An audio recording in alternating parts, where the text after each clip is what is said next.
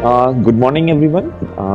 My name is Dr. Rohit Kumar Jindal. I am a practicing dermatologist in Karnal and Kurukshetra by the name of Jindal Skin Clinic. I am working as a dermatologist since 2013 and I am using some of the products of Derma India. We are doing with the Q-switched ND-egg laser. See, this Q-switched ND-egg laser is the picosecond laser. That is the advanced technique. This is having one articulation arm also that is easy to use. Like lesion is here, you can go here, you can go there, you can go here. You can rotate it any direction also. Okay. Moreover, this is having a picoseconds, which helps to have the precise action, better results and better penetration. It will also help us to not to getting more of side effects that is having conventional Q-switch ND-egg lasers.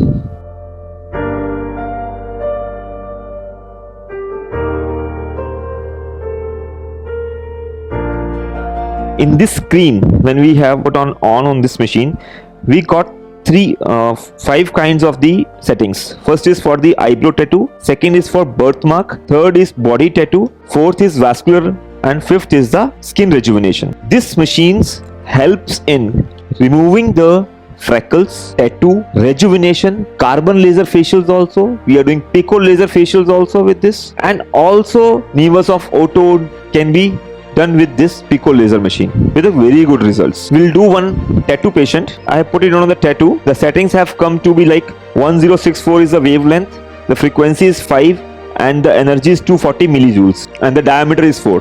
See, the diameter of this, we can start from 2 and we can go up to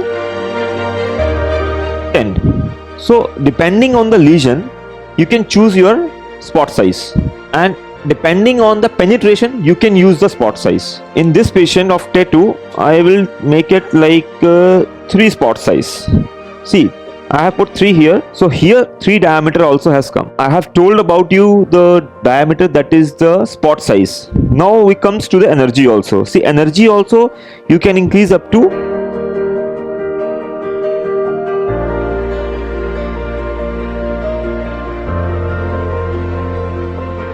1600 in the double pulse. If you're putting in the single pulse, this will go up to I guess 800. So I am using single one with the 1064 wavelength. I am putting an energy of around 240. Make sure until and unless your articulated arm is over the lesion, don't on the machine. If you put the simmer and the working mode and you have pressed the foot switch, this can go anywhere and can damage anything. So be careful while using pico lasers. We'll do with the tattoo. Frequency also we can increase 1, 2, 3, 4, 5, 6, 7, 8, 9, 10 up to 10. So it's better you can do with, like, if the small lesion is there, like you can do with 1 also. Start with the simmer. Now we have put on the working mode. This is the tattoo and this is my foot switch. So I am putting first my arm over the tattoo, then I am pressing the foot switch. Now you can see this frosting also over the lesion. I'll show you some more also so that you can make it out more easily. Sure, your arm should be touching the lesion. It should not be like this. It should always touch the lesion whenever you are doing tattoo removal. We have done on the very light settings like 160 millijoules per second. If you increase the energy and increase the frequency, your depth of penetration will be more and you will get more of frosting and more of the, sometimes you can get the blisters also. So avoid higher energies in the starting sessions. In first 2-3 sessions, always put your settings on the lower side. Like I have used one frequency and energy was 160 only and the diameter was 3 only. You can decrease the diameter also. If you want to increase the penetration, decrease the diameter. If you want to increase the penetration, increase the energy. If you want to decrease your penetration, you always increase your diameter. If you be into a superficial layer, increase your diameter. If you are into like getting like rejuvenations, we are putting energy like 800 also, but the diameter was 800. So I'll show you some more patients also. So this is tattoo only. Okay, now the next patient will do carbon laser facial. So this is the skin rejuvenation. Skin rejuvenation we can do with the 2 things. First thing, we can put a carbon and then do the facial also, and we can directly do with the pico. without putting carbon. In this patient, we have applied a carbon, that is a carbon based gel based hair, and we have applied on the face of the patient. This patient came for like facial rejuvenation only, like so that we can remove the dirt, we can rejuvenate the skin, we can increase the elastin of the skin, we can improve the texture of the skin, and we can give a glow to the patient also. Let's do this carbon laser facial. First of all, I'll tell you settings also. See, in that case, I have told you about the frequency, energy, fluence, diameter. Okay, so in this case, what we are doing, we will put this to 8. See, the diameter has come to 8. So energy I am putting 800. Frequency you can set about with the help of your motion. Like if you are very in a fast motion you want to do, you can put it like 4 also, 5 also. If you are slow in doing it, put it 2 or 3. We are putting it like 4. So we have done the simmer. I'm not putting in a working condition. Beauty of doing this procedure with this machine, you'll feel that how the fumes are coming out and how the carbon is fading away with one single shot. Let me show you about the frequency. See, I'll start with first one frequency so that I can show you like how the fumes coming out and like how the carbon is fading away. I'm putting it like 1 centimeter, 2 centimeter away from the skin. See how the carbon is going out. Let's increase the frequency.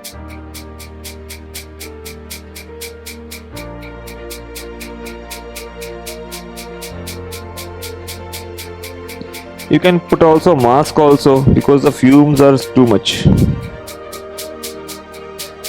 How easily the carbon is less.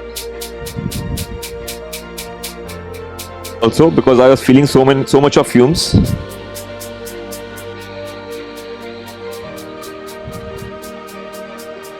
Carbon laser facial, and now we'll remove the pending carbon.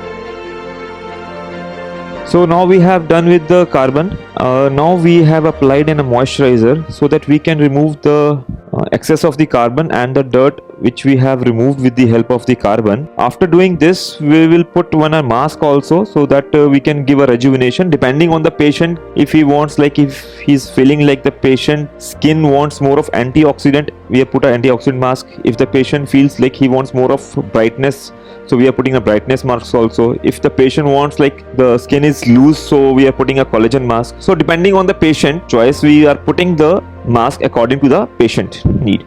First of all, always tell the patient don't bleach at least 48 hours before doing this procedure. Avoid sun exposure for at least 7 days to 10 days before doing this procedure. Always use sunscreen before and after doing this procedure.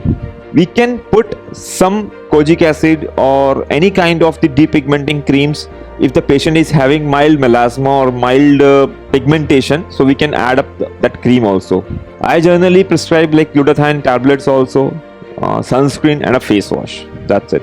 I don't give like that of like kojic acid more, like I'm just giving sunscreens, face wash and glutathione tablets for at least 1 month. So we call the patient after 1 month so that we can do a second session depending on the patient need, like whether for this session he wants to go, or like whether he wants to go for another procedure, like any other procedure he wants to get for done, like PRP or something, depending on the patient condition. What is the patient condition, sir? And the patient demand also. I always tell the patient also not to bleach for at least 2 days prior to the procedure and at least 5 days to 7 days post procedure. Sun exposure should be avoided, strictly avoided, and strictly sunscreen application every 3 hours. Even the patient, if he's at home also, if he's in the office, or if he's in the driving a car, or it's like cloudy area also, rainy area is also there, but always apply sunscreen on a 3 hours duration. That is must after doing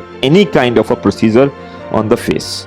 Brightness, that glow is there on the face. Like face is now like more of like in the shining skin, and if I feel the face with my hand, it is smooth also as compared to the before doing this procedure. And we will keep it for like 15-20 minutes, and then we'll wash it off, and then we'll just send the patient by applying sunscreen.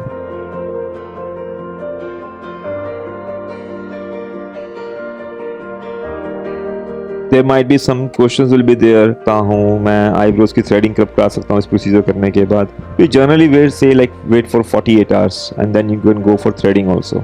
And moisturizer patient can apply depending if the patient is feeling dry skin after doing this procedure, so you can apply a moisture also. In this patient we'll do laser toning for like some open pores are there, some mild scars are there, and some tanning is there, and some loose elastin is also there, so that we can increase the elastin of the patient, we can rejuvenate the skin, and we can decrease the pores also. I'll tell you about the settings also. The single pulse, first thing. Second thing, energy we have put 800 and the frequency is 5 and the spot size of the lens is 8. Should always put like 3 fingers, then you start doing.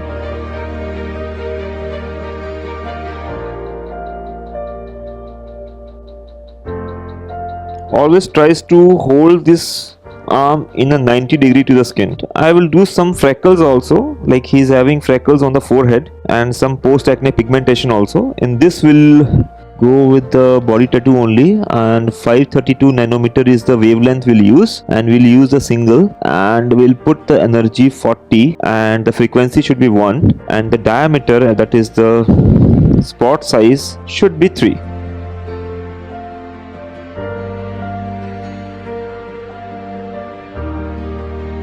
See the immediate frosting over this lesion. See the frosting here. I'll show you one more lesion. See the frosting. Whenever you're doing any freckles or any post-acne pigmentation, always your tip should touch the skin. Not like that in skin rejuvenations like photofacials or like laser toning. Like this we can do your freckles also. Sometimes post-acne pigmentation is there, so that post-acne pigmentation also you can treat with this laser. Thank you so much. Thank you.